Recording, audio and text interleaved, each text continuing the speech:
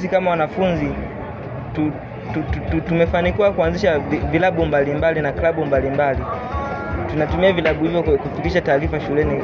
Kwa mfano, tumepata elimu kuhusiana na rushwa, rushwa ni nini, madhara ya rushwa, namna ya kuzuia rushwa na namna ya kutoa taarifa ya vitendo vya rushwa. Tunapofika nyumbani, kwa sababu tuna elimu hii na tunafahamu umuhimu wake, ni lazima tufikishe kwa wazazi, marafiki na jamaa ambao tunao nyumbani. Majina, ninaitwa Anania Robert Evaristi, ni mwanafunzi katika shule ya sekondari Bugando, ninasoma kidato cha 3. Klabu ya wapinga rushwa pale shuleni kwetu imetusaidia kuweza kujua namna gani tunaweza kuipinga rushwa na madhara yake, lakini pia imetusaidia kuweza kujua umuhimu wa nchi isiyokuwa na vitendo vya rushwa. Hivyo namna gani tumeweza kusambaza taarifa hizi katika jamii yetu, lakini pia hata shuleni. Tumekuwa tukifanya midahalo pale shuleni tukiwaelimisha wenzetu juu ya vitendo vya rushwa na namna ya kuizuia, lakini pia tumefanya midahalo hospitalini pale Bugando. Kwa elimu hiyo tuliyoitoa, tunaamini kabisa itawasaidia wananchi kuweza kuepuka na kutoshiriki katika kutenda vitendo vya rushwa.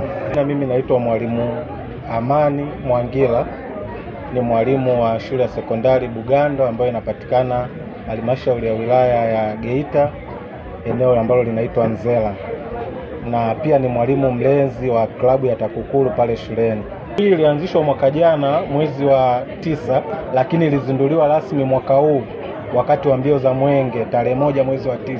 Klabu hadi sasa hivi na jumla ya wanafunzi 97. Tumeanza kutoa elimu kwa wanaklabu, lakini ile elimu tumeiona ikifika kwa wanajamii kupitia wanaklabu ambao tunawafundisha pale shuleni, na klabu imekuwa ikifanya midahalo kwa shule tofauti tofauti, lakini pia tumekuwa tukitoa elimu kwa makundi ya vijana, hasa bodaboda wanaozunguka maeneo yale ambayo tunapatikana shule. Mimi naitwa Zabori Sabai, ni afisa mwandamizi kutoka taasisi ya kuzuia na kupambana na rushwa. Wanafunzi wa sekondari wa shule mbalimbali ambao wameweza kufika kwenye banda letu kwa ajili ya kufanya ziara. Hii ni ziara ya mafunzo. Lengo kubwa lilikuwa ni kuwapa mafunzo ya namna ya kupambana na vitendo vya rushwa. Kama tunavyojua, mwelekeo wa serikali kwa sasa ni kupeleka elimu ya rushwa kwa wananchi wa makundi yote yaliyopo kwenye jamii, wakiwepo watoto wadogo ambao ni wanafunzi.